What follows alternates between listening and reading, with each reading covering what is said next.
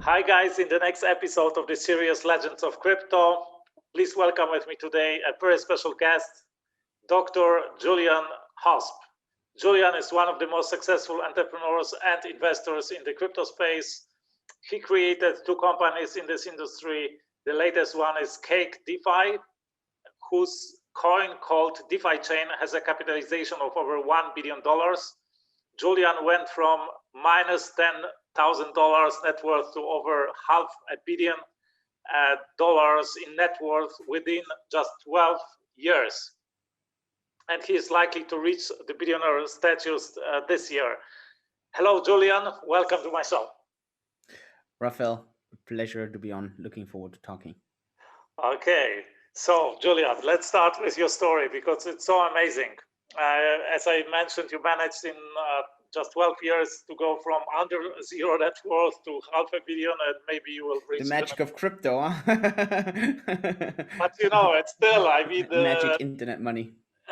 It's still, you are also known in the industry for several times already, timing the market almost perfectly. So tell us the story. How did you manage to go from under a zero, and for at first, why were you under the zero net worth, and then how did you manage in several steps to go to $500 million, and how was it possible? Tell us the story. It's so amazing. Yeah, jump in if there's questions or something. Yeah, so in 2008, it's now 13 years ago, I was a professional kite surfer. I made okay money. I had saved quite some money, but I had no experience in investing. And yeah, if you are 22 years old and you think you're a good kite surfer and you manage to save a couple of money, you automatically think you're the best investor in the world. I lost all my money and additional money because I did some leverage trading, and I got margin called, and just anything that today in crypto. In the traditional market, or was it? Yeah. No, that was traditional markets. It was a lot of forex. Of course, you're 22. You wanna how do you get $1 million out of $50,000? Yeah, by trading forex. So that's how I lost all my money, and on top additional because I got a margin call and the market completely moved against me, and yeah, so eventually I ended up with a negative €10,000 balance. Yeah, it was one of the worst experiences of my life. It taught me so much about myself. It taught me so much about investing in a sense that I think I'm so glad that this happened at that early age and at early stage, because it really taught me to learn about this art of investing, right? And learn about what to look for and what to do and what not to do. I think that was a really key thing. Um, yeah, I then had to save back to zero. I started investing. I started investing in index funds mainly, and I started investing in real estate, especially in where I'm from, which is Innsbruck, Austria. And I did really well. And again, you can be the best at something. If timing is not in your favor, you're probably not going to make it far. Timing was very much in my favor, right? So obviously, I was super lucky when it comes to timing. Stocks were at like super lows 2008. The real estate markets were crushed, so it was very, very easy if you put in the right work and the right efforts and obviously the money. And I was still making good money as a kite surfer, and I was one of the top 10 in the world to really kind of make some money. And just for some reference, I'm actually selling some of those real estate stills. I had a really good portfolio over time, and I'm selling actually some real estate from that right now. It's crazy. I looked at the numbers just now again. Some of those apartments back then I bought for like 60,000 euros. I had to down pay like 15,000 euros, so not too much and not too little. Some of these apartments today are like worth over 300,000 euros. And so my like capital gains in there is just absolutely insane. But since I've been holding now these apartments for over 10 years, there's no capital gains tax. So it's, but it's just insane, right? So just looking at the timing. I mean, when you bought these apartments, did you finance them? And Yep. First of all, and second, was it like long-term rental or short-term rental? Very traditional, very boring. Long-term rental. 30-year mortgage. Yeah, obviously, I mean, look, everything played in my favor. I had a good income. and I really knew how to do marketing, and I knew how to sell stuff. So I was making really good money back then. And yeah, interest rates been going lower and lower and lower.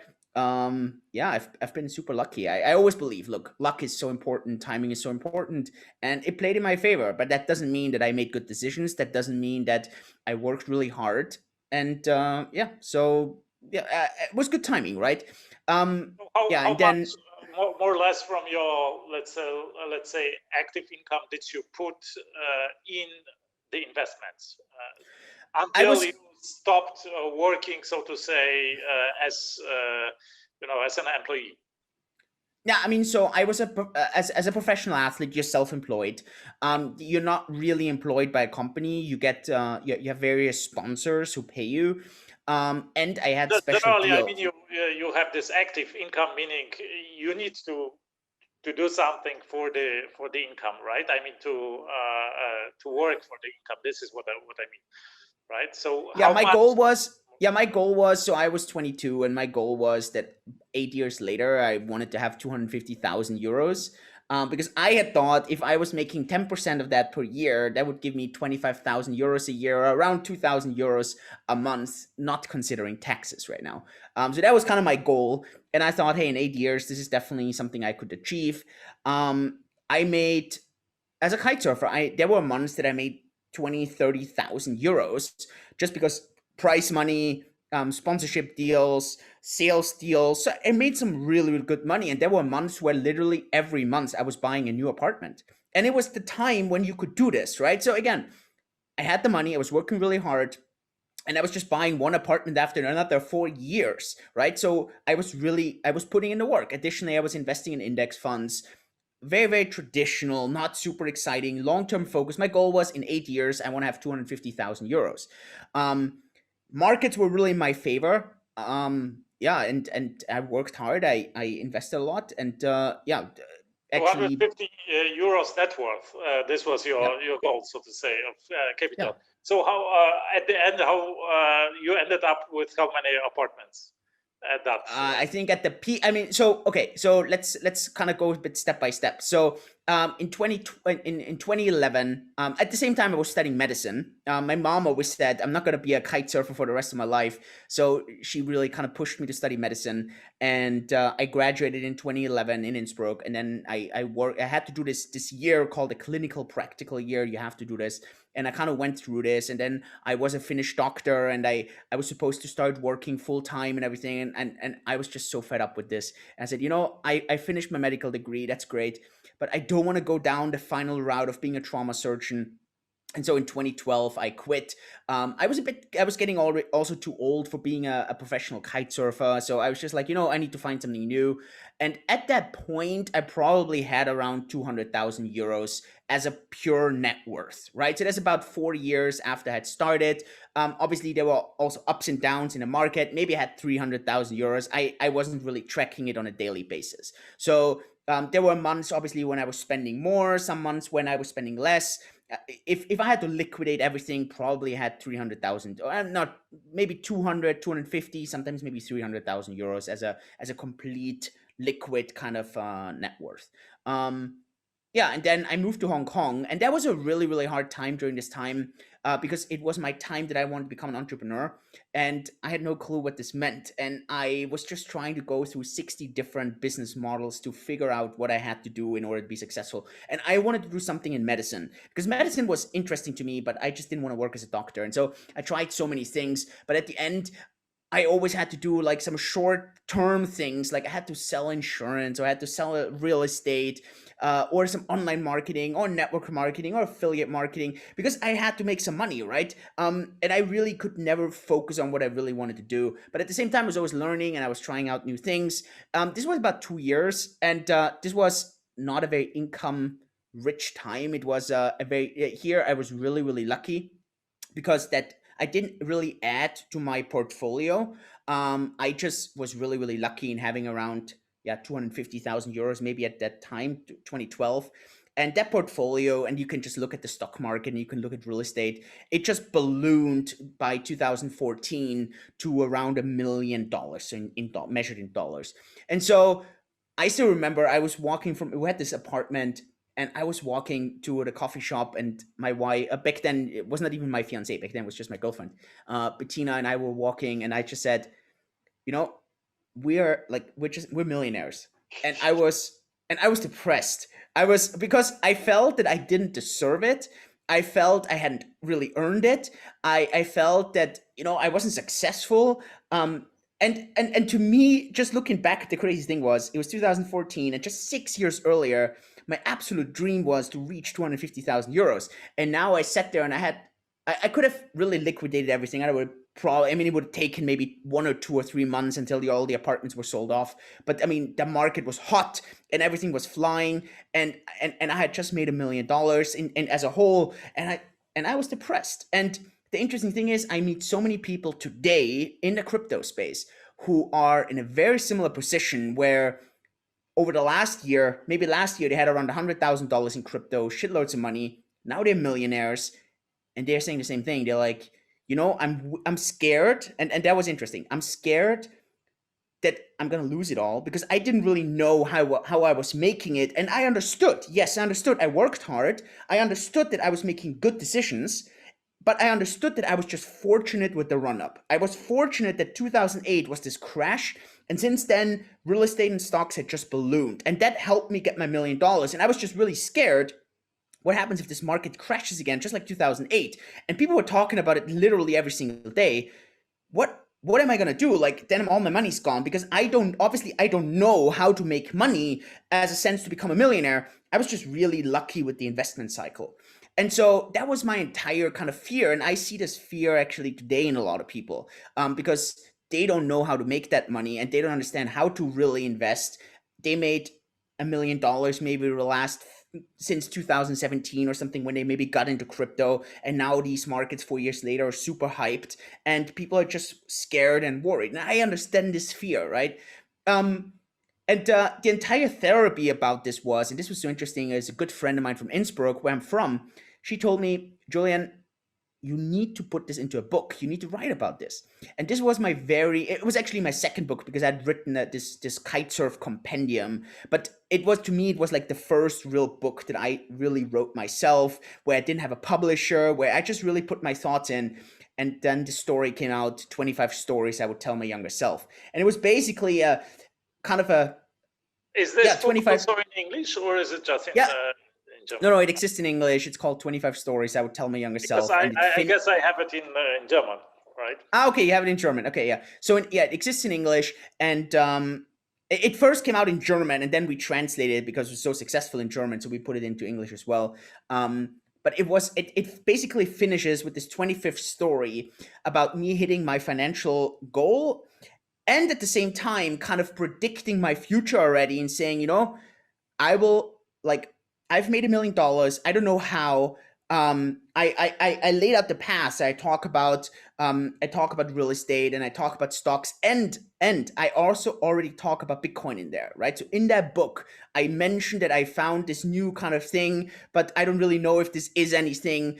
And so this is kind 2014, right? Yeah, 2014. So this is where, like, this is basically the last story. And in this story, I just say, you know what, I'm gonna become an entrepreneur. I've had these 2 rough years in Hong Kong. I didn't earn much money. I was lucky in just making money from these investments. I was living off these kind of investments. But over the next years, I'm gonna build something amazing. I don't know what, and I don't know where, but this is what I'm gonna do. And so the crazy thing was, this is the 25th story, right? And so it's the only story that's not about my past. It was about the future. And so, yeah, and to kind of sidetrack from that, what happened at the same time, I had met someone in Thailand who talked to me about blockchain, and who had talked to me about how the medical space is going to get disrupted to store patient data on a blockchain. And I was hooked on this idea. So I learned everything there is about blockchain. At this time, I want to be honest, I also got really interested in CRISPR, like gene technology. I learned a lot about data storage. I learned a lot about, for example, how to counter interactions with medications, what you could do there. So a lot of different medical fields. Blockchain was just one of them. And I would have, if you would have asked me at this point, what's going to be the future and where I am, I was really more interested in robotics. So at this point, I was actually really hot on robotics, and that was kind of the field where I wanted to go. And so I didn't think it was going to be blockchain, to be honest. I like really clear. But so I learned about this technology, and and my very first video that I made in 2015 around this topic, it's still online. I left it online because I wanted to show people what my mindset was back then. And I was like, yeah, blockchain, that's going to be the future. Bitcoin, yeah, I'm not sure. This is probably going to die. So that was my very like strong opinion back then, that I was not convinced about this digital internet money. Yeah, and that was 2014. And so yeah, I published this book. This book becomes super successful.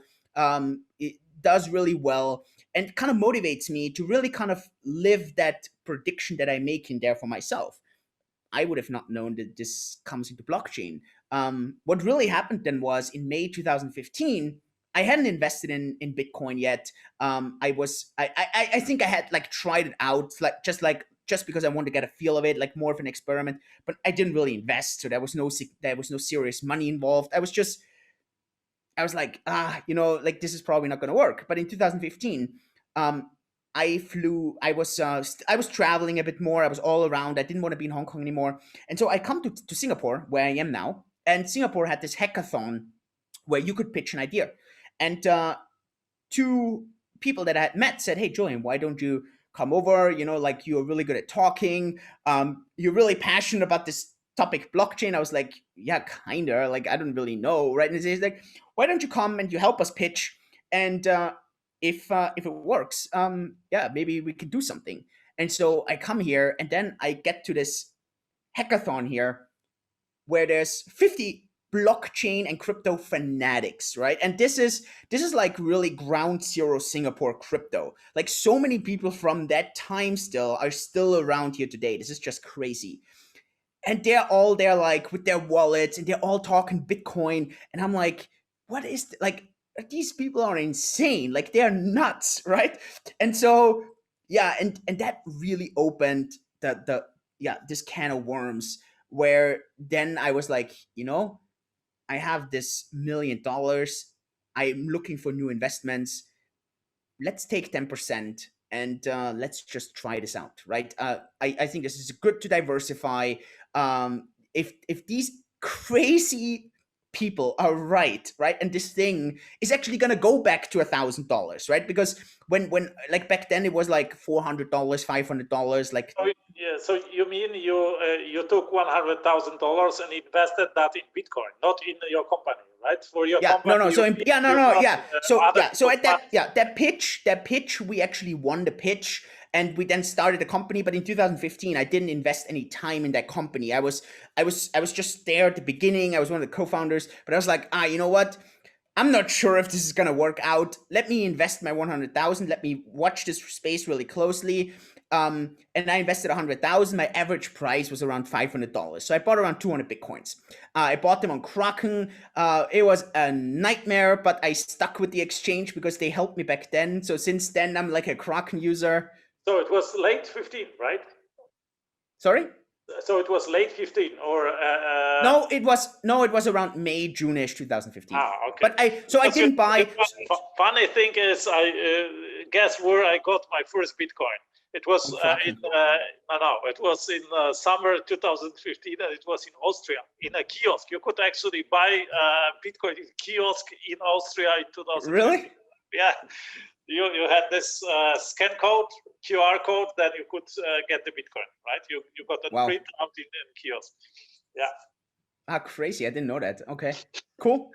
What was your average price back then? Do you still remember? I was buying at $200, $250 a piece. Yeah, I mean it depends. Yeah, it depends on it. Like there was this really volatile dip. So yeah, my average price was around $500. I invested around 100, and then it dipped to like 200, 250. Yeah, and I was buying. Everybody was saying, don't buy this shit. It's going down for 2 years. It's I mean, over, right? people said this to me all the time, and I was like, I was convinced my real estate and my stocks are gonna crash. So I was like, I don't know where else to put the money. I don't want to have a million euros lying around, because back then I already understood cash doesn't do any work, right? You need to put it to work.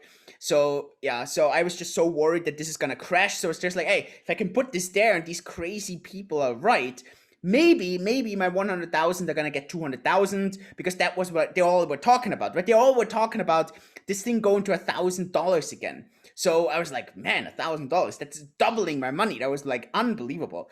So that's how I was kind of thinking. And yeah, and then before I even actually really started getting active in the company, what I was just in, so then I met a couple of people in 2015. That was super, super important. So I met Vitalik here actually one time in Hong Kong, one time here in Singapore. I met Roger Ver, who was like Bitcoin Jesus back then. It was like super, super influential for me. And then I started kind of following and listening to a lot of the Winklevoss brothers. And I started to understand the concept of, yeah, you can, Bitcoin is not a company. You can't really do anything with that, but you can go around and spread the gospel, right? And kind of start educating people. And so I understood that like the Winklevoss brothers did this there, Roger Ver did this, right? So people all around kind of did this. And I looked at the German-speaking markets, and no one did this in the German-speaking markets. The people who did it, they're like 99% of them were just like scamming people. And I was just like, you had to, like, if I could educate people there, the German-speaking markets are so powerful. Let's try to educate these people, and then let's see what's happening. And so that's how the YouTube channel then started, that has now 160,000 subscribers, which is like, yes, internationally, it's maybe not that big, but it's by far the largest German channel, like by far, right? There is not even close. And it's like such a large community. I started a Facebook group with like 50,000 people now. It's one of the largest Facebook groups in Germany. It's just insane. And so I started educating people around this topic, and I just understood that me coming from a totally different space, and I had learned everything there is about cryptography, about computer science. I learned the economics part, so all these parts, and they were all new to me, right? So I understood my way into this, and I started educating these people. And yeah, and that just, and obviously it was a great time, right? So again, timing is everything, right? So when I started, Bitcoin really actually hit this bottom, and then it started going up. It went from 500 to 1,000 to like 1,000, then it stuck around. 2016 it started cracking the 1,000 again, then 2017. And so to me, the concept that I started to understand was, Bitcoin is this mother of all the coins. But if you are seeing those cycles and you see those hypes, you can make some really, really, really good money in altcoins. And I made shitloads of money in XRP, Ethereum. I bought Ethereum at, I think at $8, sold at 400, right? 50x. That's like insane in less than a year. I made shitloads in XRP, Litecoin. Man, there was so many coins, right? And so I managed to get from 200 Bitcoin with all these altcoins. I got to like over 1,500 Bitcoins, 1,500. Now, today this sounds insane. Back then, when I was there, this was like $3-4 million before all the bubble came, right? So it was insane, but it was not like insane as today, right? Today we're talking triple-digit millions. Back then we're talking millions, and it was still really, really uncertain. So yeah, and so that was kind of the investment side there. At the same time, in 2016, then I got full time with my past company. Yeah, we started building. We became super successful here in Singapore, globally. And obviously, timing is everything, right? That's what people forget. And we had great timing. The community loved me. They celebrated me. And then I remember it as today was November 15th, my dad's birthday. I flew to Austria just for his birthday, from Singapore, and I gave him 1 Bitcoin. And when I gave him that Bitcoin, I remember it when I actually bought it on the exchange, because all my Bitcoin was like in cold storage and I didn't want to touch this. And so I gave him 1 Bitcoin. I remember when I bought it, it was like $4,000. When I actually 3 days later or something, when I gave it to him on his birthday, it was already $7,000. So I was like, holy shit, what's going on, right? So I go to his birthday, it's his 60th birthday, I give him this Bitcoin, and I still remember, then I fly back to Singapore, he calls me, he's like, oh wow, my Bitcoin is now worth $10,000. And it's like getting to like 20th end of November, right? So I'm like, what the heck? I start looking in our groups, in the communities. Everyone is just complaining how Bitcoin is not returning enough. It's only going up $1,000 a day. These other coins, they're going up by more. So I'm like, this is completely nuts. Like, this is totally irrational. And I still remember when Bitcoin hits like, when it started hitting like what I think 17, 18,000. I was like, you know what? This is just totally crazy. I'm gonna start selling. So I need to unlock my coins, need to talk to Kraken, because obviously now 1,500 Bitcoins is a completely different amount, right, than when I bought it at $200,000.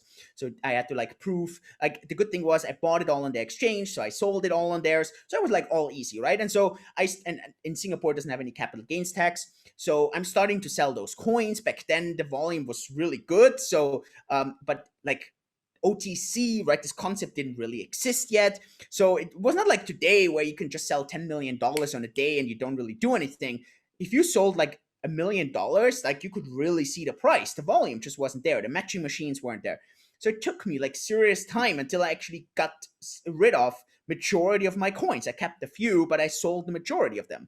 And I didn't think the price was going to crash. I was just getting worried and nervous. And I just thought, hey, maybe I diversify a bit. On the 23rd of December, or 26th of December, I'm on a CNBC interview, because the interviewer, I knew her really well, and I told her, hey, listen, Marissa, I'm selling my Bitcoins. And I was like this Bitcoin bull, right? And so I'm like, I'm selling. And she's like, oh, wow, that's exciting. Do you want to come on CNBC and talk about it? So I'm like, sure. Worst idea ever. So I go on this interview, and I just thought, I'm gonna be the hero, right? I'm gonna be the hero by telling everyone that I think Bitcoin's gonna crash. So I go on the CNBC live, right, international, and I'm like, yeah, listen, I'm selling my Bitcoins. I think it's gonna crash. And I thought, man, the people are gonna love me for this, right? Right. On Twitter, I'm getting like the biggest shitstorm ever. I had a super large talk in Vienna with the German Minister of Commerce, Harald Mahrer, who wrote the foreword of my book, Cryptocurrencies Explained Simply. And in front of 1,200 people, I also tell them, people, I'm selling. And everyone is there to listen to what's the next coin that they're going to get rich quick. And I'm like, I'm selling. I'm pulling the plug. People started booing, right? They were like freaking out. And I'm doing this like in front of 1,000 people. So it was insane. And then the thing is this, people forget that for an entire month, the market didn't crash. The market crashed around mid-January. So for a month, I couldn't use my social media. I mean, it was just insane, because people all like, you're such an idiot, you're such a loser, you're losing all your money because you're going into fiat, have fun staying poor. And then when the market actually totally crashed and people got wiped out, obviously no one came and said, hey, thank you, Julian, for letting us know. They were all like, oh man, you're the asshole who cashed in, and we're now the suckers who are losing out, right? And so it was just a nightmare. And yeah, that was kind of 2017, 2018. At the end of 2018, I had a fallout with my other partners. They kicked me out of the company. I think they were really jealous on all the success that I had and on all the money I was making. And they were, yeah, in my opinion, they had some personal issues in not being able to deal with that. Just to have the, to pin that point, what were your net worth at that time when you sold your Bitcoin in 2017 at the peak? I would say, adding it all together, I think around 25 million, more or less. I think, yeah. So I think when I sold all the coins, probably it was definitely above 20 million. I would say probably 25 million. But you were invested at that time just in crypto, you didn't have other assets. Of course, No, I did. So I still had my company. stocks and shares, but my stocks and real estate, but obviously they didn't go up like 20x in a year, right? So you were yeah. investing also in stocks, right? But you had Yeah, man, I just had the stocks and the real estate. I never sold it, so this thing was just riding. But I wasn't buying new stocks in real estate. And so one thing that I had just seen back then was that my idea that I had in 2014 about stocks crashing was probably not going to happen because of all the money printing. And I just didn't see that coming back then. But then I was like, okay, you know what? I need to sell like a majority of my crypto. I need to rebalance. I wanted to have what I called fuck you money so that I really didn't have to care anymore what people thought or did. And I was just like, you know, if I can have 5 or 10 million on the side, I can put this into something safer. I'm going to be fine. And so that's what I did. And obviously looking back, it was a super lucky, smart decision. But even if the markets would have gone through the roof, and I said, I think Bitcoin could go to 50,000, right, in 2018. I really thought that. Even then I would have been fine. I still had my position in Bitcoin. It was way smaller. I had it reduced it by like a lot, and I'd sold off a lot. But it didn't matter because I just wanted to have this feeling of security, and I honestly didn't care about how much more I could make. In your videos, you always say, you know, if you don't sell Bitcoin unless you have something better to invest into. So when you sold that Bitcoin in 2017, what did you invest into? What did you mostly actually real estate outside of Austria, because so all my first real estate was all in Austria. I bought a lot of gold. Horrible timing, by the way, to buy gold. And I bought a lot of stocks, and I actually just wanted to have some cash. So I wanted to have this. Open your bank account and you have at least $1 million in your bank account. So that was I just wanted to have this really this kind of feeling on, if something happens to me, like, yeah, back then she was my fiance already, but then it doesn't matter. Like, she's gonna be fine. My future family, if anything would happen, hey, with $10 million, I have nothing to worry about, right? So that was my entire kind of yeah, that was my and so the better thing. So to be honest, I didn't have better investments, right? So if you ask me in this point, so what did I think was going to perform better, I would have probably told you, actually, I'm not sure, but it was for my peace of mind and it was for my diversification. And I was like, look, I'm gonna have. I think I left. I don't know, can't remember. Maybe a couple hundred Bitcoins I left in. And I just said, look, if these people are right, and Bitcoin is gonna go to 500,000, hey, I still have a couple hundred Bitcoins, right? Like, it's fine. Like, I'm fine. But if Bitcoin goes to zero and completely wipes out, I'm also gonna be fine. And at the end, that's what I wanted to have. Yeah, I'm not gonna maximize everything, but I'm gonna be fine. And that's at the end what I wanted. At no point did I plan on buying Bitcoin again cheaper. And I think that's the big difference that most people think. Most people want to buy cheaper. I didn't. I just wanted to get out and say, you know what? If Bitcoin keeps going up, I'm fine. If Bitcoin crashes, I'm fine. And that's all I really cared about. Okay. So let's continue. At that time, you were. Yeah.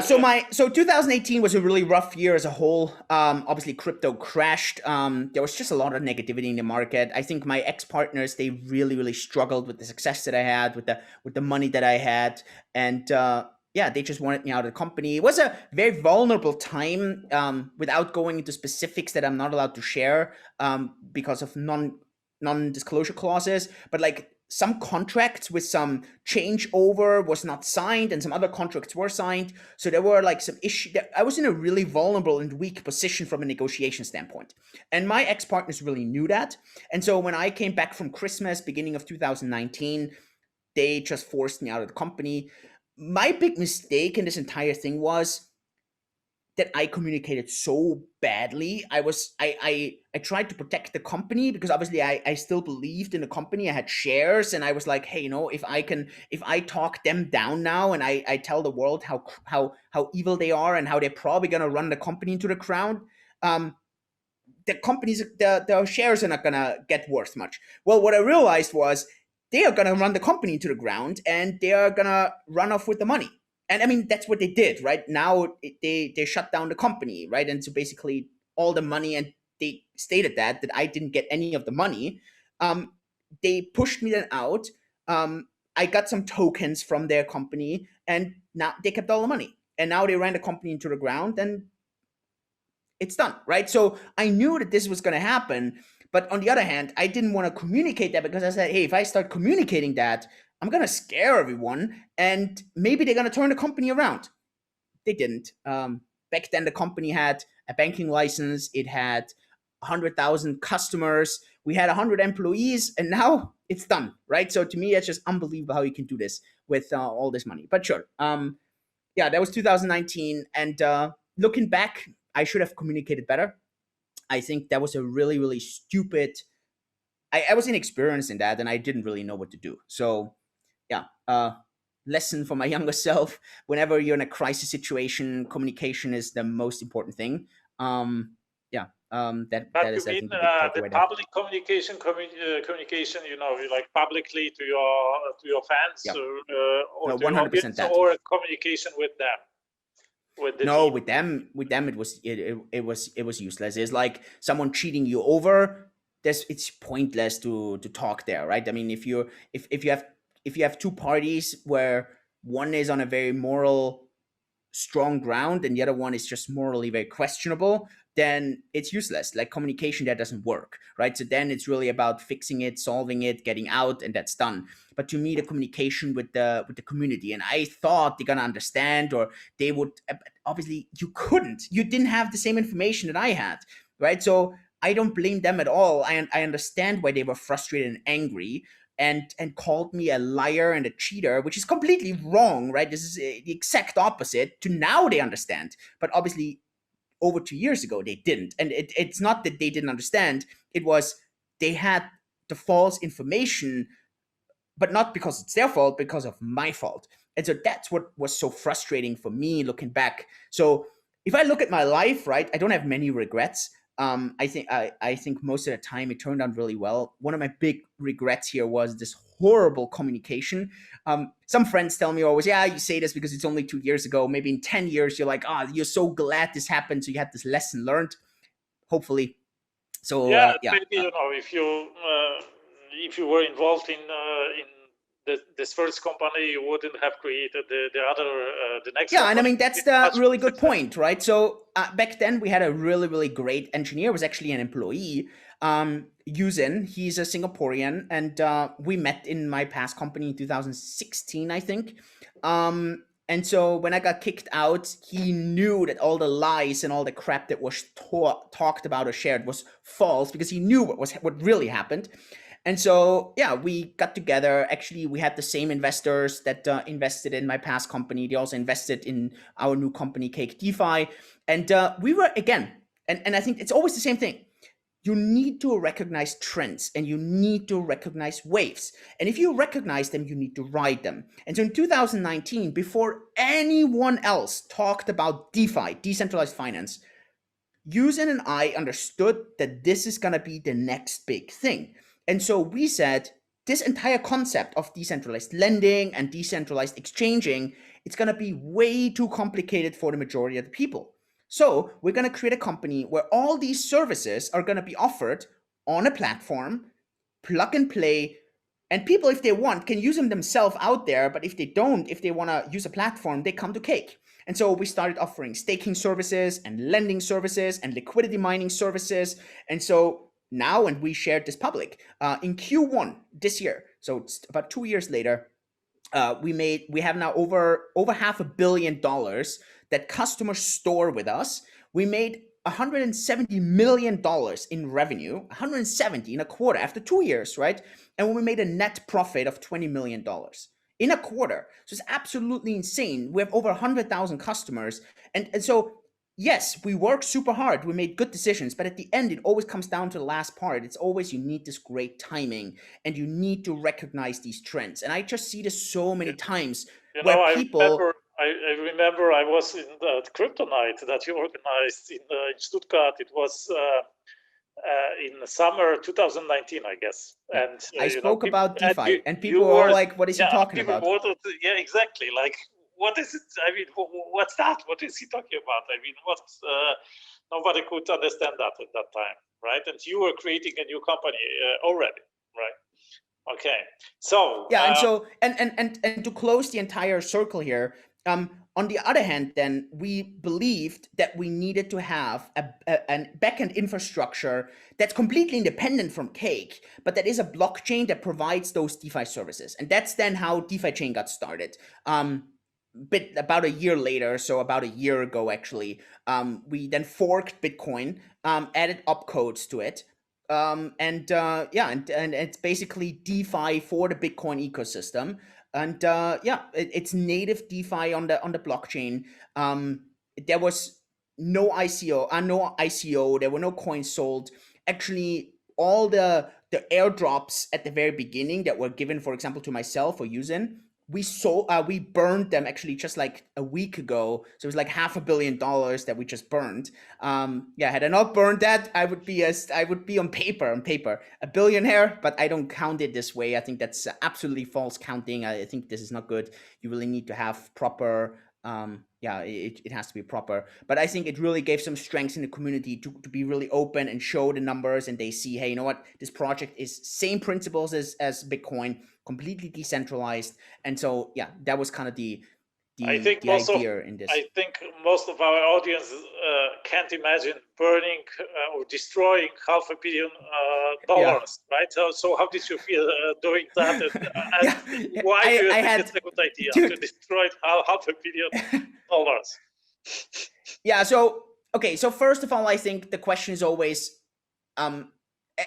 I see it almost more like an investment, to be honest, right? So I don't actually see it as destroying $500 million. I see it investing $500 million. And the reason why I see it as investing is because I believe if we had just kept this $500 million, it probably would have been more negative than positive, because people assumed, they saw on the blockchain that certain coins never moved, certain coins were on addresses right from the very beginning. And so people knew that there were larger amounts of coins that were acquired correctly, right? So at no point was I given preferential treatment. Everyone kind of got the same chance. So same airdrops and so on. So it was super level playing field. But obviously, just like, for example, a Charlie Lee and Litecoin at the beginning, even though everyone had the same chance, obviously for him, being super close to the project and understanding the ins and outs, he had a very strong chance of acquiring a lot of Litecoin. The same with Satoshi, right? Satoshi managed to acquire, I don't know, 1.5 million Bitcoins, not because he had any preferential treatment, but just because he was obviously there from the very start with the project. So it was the same for me with DeFi Chain. So imagine it's the same with Satoshi. If now Satoshi comes out and suddenly says, hey, you know what? Listen, guys, I have these 1.5 million Bitcoins. To be honest, I think this would be really problematic for Bitcoin. Really, because suddenly you have this one actor that can just completely destroy the market. He didn't get those Bitcoins illegally. He didn't. He completely got them legally. But so he could sit there and say, you know what?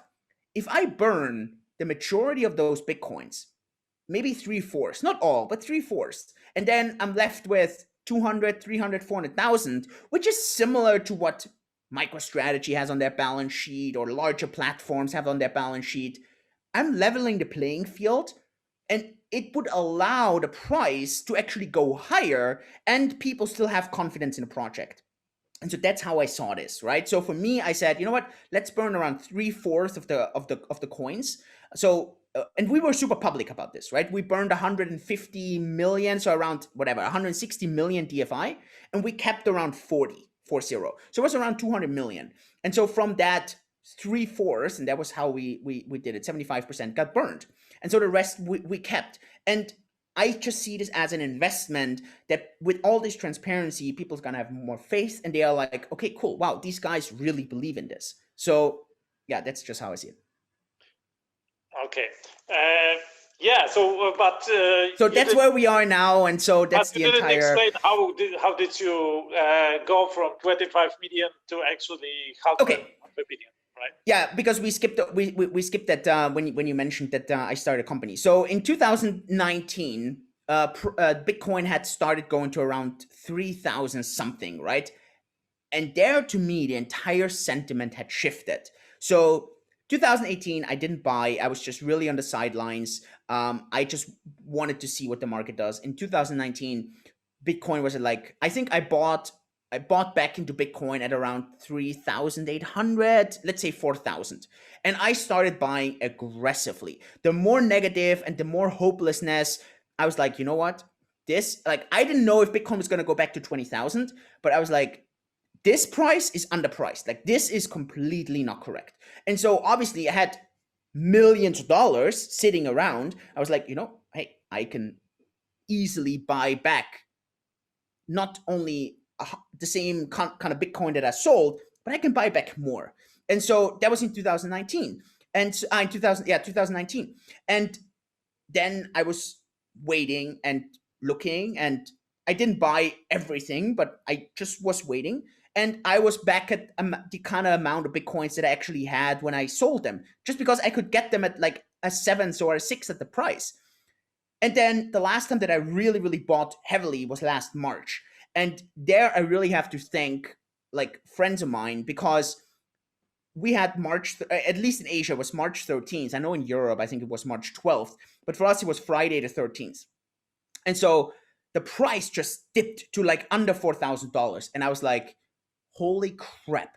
Bitcoin was just at 10,000.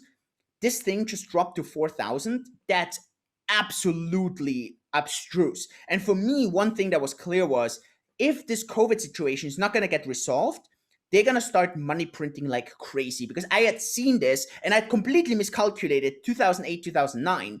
So I thought in 2010 the market's going to crash, but they just kept printing, right? So I was like, they're going to print the living shit out of this. Or COVID is going to resolve itself in like a month, then the market's also going to rebound. So I was sure, if I'm going to invest money right now, then I'm going to double this money over the next 1 or 2 years, right? And that's all I was expecting, because I was just expecting the price to go back where I felt this was a normal price. So obviously I couldn't transfer all this money so quickly, because I wanted to buy big, right? And so there I really have to thank a couple of traders, because they gave me collateral. So I send them Bitcoins. Obviously I knew them personally. So I sent them Bitcoins. They gave me collateral. And they promised me they were not going to margin call me, even if the price were going to go further down. So they gave me all the margin so that I could buy extra Bitcoins. By having the collateral on Bitcoin, they took the risk on the margin. That was really, really fair from them. Obviously, they had a nice cut, right? So I gave them like a 2% trading cut, which was shitloads of money. But that was the only way how I could get in. I transferred the money. It took about 2 or 3 working days, because it was quite a sum. And so at the end, I ended up with way more Bitcoins than I'd ever had, and at a really good price. And so, yeah, if you add this all together, so you ended up with how many Bitcoins? Yeah, I have never I've never publicly said the final amount. The reason I've never said the final amount is public officially I always have half a Bitcoin. And the reason why I always say this is because this is half Bitcoin that I have on my bread wallet. So if I ever get mugged, or if the government ever comes and says, how many Bitcoins do you have? This is my half Bitcoin. I do store funds, and I've shown screenshots, or I've done screen shares. I store funds with various large crypto platforms around the world, in the US, in Europe, in Singapore. I'm a big believer in diversification. So I have coins that I control the private key myself. I have coins that are mixed. I have coins that are in a complete hard, like cold storage, and so on. So I'm a big believer in this. So the reason I'm a bit private on this is just because I believe at a certain wealth, you have to be extra careful. You don't want to leak too much of the information. Yeah, I also want to make it clear on the $500 million, like liquid at this stage, probably I have around 160, 170 million, like that I could liquidate within whatever 1 or 2 weeks, depending on how liquid the markets are. Illiquid, you're adding the company value in here, and you're adding like additional holdings that are just completely liquid. But so about a third of that would be really completely liquid. Okay, so it's an amazing story, and I have to tell my audience, I know many people in the crypto industry, and also as you know, and my audience know, I know quite an amount, or quite a bunch. Man, you're like Mr. Billionaire. You know everyone in that. Right, but you are the most ingenious guy probably in the crypto industry. I'm not sure. Investment like timing standpoint, like feeding the market the right timing and so on, it's absolutely crazy. And Thanks for saying that. I'm not always sure, but sure. and so tell me about, because we're coming to the end of the interview, your three most important principles in investing that you follow. So I believe there's various ways to make shitloads of money. So there's a really good book. I think it's called Accidental Millionaire. I read it very early, which talks about all the mistakes you have to avoid, and I believe that. And I'm not copying what he posted, what he wrote in there. It's actually so long ago I barely know, but I believe that it's mostly mistakes that people make that completely wipes them out. The first one is that people always want to maximize. So they want to buy the bottom, they want to sell the top, they want to go all in, all out, right? It's like, oh, I have $10,000. What should I do? Should I buy Bitcoin with $10,000? And I'm like, why don't you buy Bitcoin for $1,000? And you can see how people sit there and they have like this moral dilemma. Really, only $1,000? But what if Bitcoin goes up? Yeah, so what? Then you have $1,000 and those go more. Yeah, but what about the other $9,000? Right? So never try to maximize. I think that's one of my biggest beliefs. So I think that's massive. I do this in everything. If I try to buy, I buy in stages. If I sell, I try to sell in stages. I never put everything in one kind of exchange, or I never trust myself with everything. I try to diversify. So at the end, it comes down to this entire concept of not trying to maximizing, of trying to, if you look at the best trading of the best funds, actually over the last 20 years, it was not Warren Buffett who's the best investor. It's actually all these algo funds. And what do these algo funds do, like Medallion and so on? They always go into market neutral positions. That's just the insane thing. It doesn't matter what happens, they always win. And that's how they make 80-90% a year. And they just compound at an absolutely insane rate. So when you talk to them, what are you doing? They're like, okay, so 50% of our position is long. And the other 50%, oh, that's short. And you're like, how does that make any sense? Like, how are they both sides? But it's because these small margins that they make all this money from. And I try to do the same thing. So for me, you will always hear when people say, should I buy right now? I'm like, yeah, you should. But this doesn't mean with all your funds. This doesn't mean going all in and so on. So I think that's the first massive, massive thing. The second thing, have a time horizon of years, not of minutes or days. And this sounds so easy, but in the crypto space, this just drives me insane. Like, the markets drop down for 10 days and everyone is like, oh my goodness, we're crashing. This is the end of the world. It's not. And the markets are going to go bounce again. Anyone that hodled through 2017, 2018 is like massively making profit right now. Like, this time horizon concept, I think this is the most important thing. And yeah, honestly, I think these are, if you just follow those two, I think you're going to win. I don't have a third one right now, but I think these are the two major things. Okay, what do you think about the market right now? What kind of, or let's say, which point of the cycle are we today? What do you think? I think we are. But we are recording that on 26th of April, yeah, because I don't know when it's going to be published. So. Yeah, so obviously, I always believe in this concept of seasons. There's a really good book, The Fourth Turning, that talks about those four stages in life. You have spring, summer, fall, and winter, and the concept is always the same. You kind of start building in spring. In summer, everything starts heating up. Fall is the time you want to harvest, and winter is like where everything dies. So the key thing is these seasons are absolutely essential, right? Bubbles are absolutely essential. So don't be scared of them. You just have to learn about them. And so that was one of the most powerful lessons I had to actually learn, that you had to embrace bubbles. Bubbles are fantastic because if you're a good investor and you learn to read them, these hype cycles is the timing that you need, right? In 99% of my wealth came from benefiting from bubbles. Here's the secret. Most investors benefit from reading bubbles. Stock market investors, housing investors, the difference between them and retail is just that they understand the bubble where retail doesn't. So always reflect and ask yourself, where in the bubble stage are we? And the easiest way to do this is by reading the masses, reading the markets. right? One of the best books to read here is The Psychology of the Masses. Gustave Le Bon wrote it over 100 years ago, right? So he wrote it in the 1890s, I think. So it's 130 years old, this book. And he talks about the psychology of the masses. It's absolutely insane. And so he talks about how masses move and how they get influenced. And it's just fantastic. And so looking at that, we're definitely not in spring, right? So I think that's very, very clear. We're definitely not in spring. We're also definitely not in winter, right? So the question is more, are we rather in the later stage of summer or in the early stage of fall? I think that's more the discussion that everyone is having right now. So here's my tip. If you're not sure, then assume the situation that you're going to benefit in both. So assume that we still have all of fall ahead of us, or assume that we don't have any fall because we're late fall. So how do you do it? By not maximizing, by taking profits, right? By Bitcoin hitting 50,000, you're like, holy crap, I bought those Bitcoins at 10,000. Now it's like 5x. Fantastic. Congratulations. Take away 10% of your profits, right? Take away 20%. Get some lifestyle credits for that. And have the rest run. So if there's still a fall, you're going to cash in, right? So that's the major thing. So to me, I don't know like anyone else.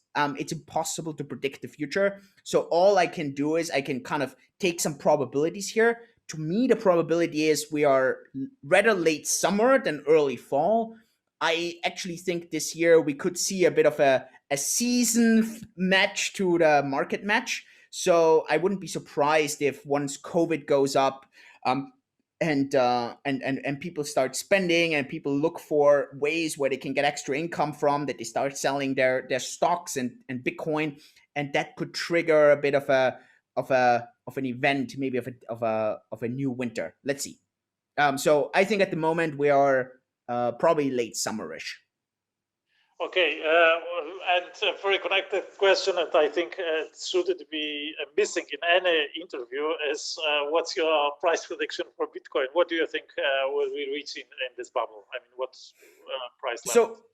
So in my book Cryptocurrencies Explained Simply, that was 2016. I predicted $500,000. That was like gold parity. So now we could say, okay, you know what? Maybe gold parity is gonna be reached, I don't know, 2025. I don't know. Like okay. I think in the next not bubble. This cycle. So you think I think in the next cycle. Right? Yeah, that's another discussion that we can have, right? I mean, is there going to be a next bubble? And I'm not sure. I think we don't see these traditional crashes anymore that we have seen 4 years ago or 3 years ago. Because if you actually think about it, the very first crash, 2011. So I didn't experience that one, but the very, very, very first crash, that was just purely because of a Bitcoin hype. People were just euphoric about Bitcoin. It went to $30, crashed to $2. The next crash, 2014, that was actually because of Mt. Gox. So it had nothing to do with like a halving event or some cycle. It was just Mt. Gox. And 2017, 2018 crash had to do with all the ICO hype. So the question is right now, what's actually going to trigger an 80% crash? And I am of the belief that it's very unlikely we're going to see such a crash. I believe, okay, we may see a 50%, but only, and that's the current cycle, right? Only if Bitcoin goes way above $200,000. So to me, this year, in this cycle, a $200,000 price target, where maybe we see a 30% setback and we end up at like the lower 100,000s, I wouldn't be surprised. So to me, that's the 100,000 to me is almost a must this year. If we don't hit that, I think there's something fundamentally wrong with the market. So then I would actually get a bit like I would probably get almost more pessimistic if the price doesn't hit 100,000 rather than if the price hits 200,000. Okay, so that's kind of the target. Last year you were saying something like if we don't get all-time high yep. Until January, February this year, then there is something wrong with the models, and you would evaluate yep. your. Yeah, I mean, one of the most important questions, maybe that's question number 3, right? So the 3 tips. So first one is this maximalization, don't do it. Second one is time horizon. I think the third one is always to have an antithesis, right? Always ask yourself in whatever you're doing, right? It doesn't only affect in investing, right? So for example, we were just thinking about moving houses here in Singapore. And so like the question then was, should we move to this new house? And so we kind of discussed what's this mean, blah, blah, blah. It was like a super long kind of discussion that I had with my wife just because it was a really important decision. And so at the end we said, you know what? We're not going to move. We're going to stay. And so the question then was the antithesis. What would have to change for you to change your mind? And this has to be factually measurable. This has to be an actual condition. And the same with Bitcoin. And people don't do this. So they go at this in topic like a religion. They go at it as if it is like a pure, it's like an obsession. It's a sect. They don't understand that all Bitcoin is, it's a vehicle to transfer wealth from today to the future. And that's the only question you need to ask yourself. How good is this vehicle? It's nothing about it being a religion or it being anything kind of special. It's just a vehicle to transfer wealth. That's all it is. So the question is, what would change your perception of that vehicle? And you can discuss a lot of things, right? And we can say, you know what, if Satoshi comes out and says, I'm dumping 1 million BTC, yeah, that would change my perception of that vehicle, right? If the government goes out and says, hey, from now on, there's unrealized gains taxes of 5%, that would change my perception. So that is a really fundamentally important question. And one of those questions at the end to me is always price. So if price doesn't hit a certain level, and it sounds a bit weird, I know, but if the price doesn't hit a certain level, to me, the momentum is going to struggle. And to me, the entire fundamental thesis of where the price should go because of stock to flow and so on would be destroyed. And so I had the statement, if before the next halving, so which was like last May, if before 1 year after the next halving, because that was just the entire next cycle, right? 2021, so that was the entire next cycle, we don't see a new all-time high, there's something fundamentally wrong. And so obviously we cracked that all-time high in December, and so there was still until like May, so it was still very, very easy to do. And it was just perfect in time. And so for me right now, I just from the stock to flow models and everything there is, I believe there's something fundamentally wrong, or we need to reconsider is this vehicle really great from here to the future, or are new vehicles better? And that's always the question, because there will be this point, and I don't want to burst anyone's bubbles, but there's going to be a point where Bitcoin is not going to be the prime vehicle anymore. There will be other vehicles that are just better. Maybe not right now, but maybe at some point. And so that is really fundamentally important for people to understand. Okay, wonderful. Julian, thanks so much for your wisdom. Let's wrap up with that. And yeah, thanks for your time, for taking your time. If people want to find out about you or your companies, where can they do that? Easy as Twitter. So at Julian Hosp.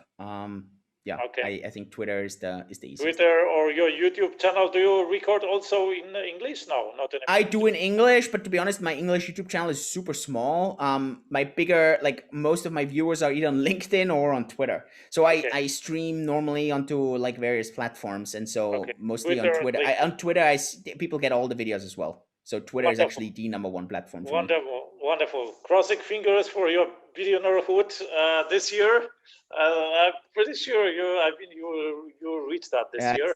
It still takes a little bit. Bitcoin really has to pump massively. Cake has to get more valuable. So let's see. It's still a stretch, man. The first billion is hard. Okay. Thanks so much, and yeah. Thanks, Rafael. Greetings to Singapore. Right. Bye bye.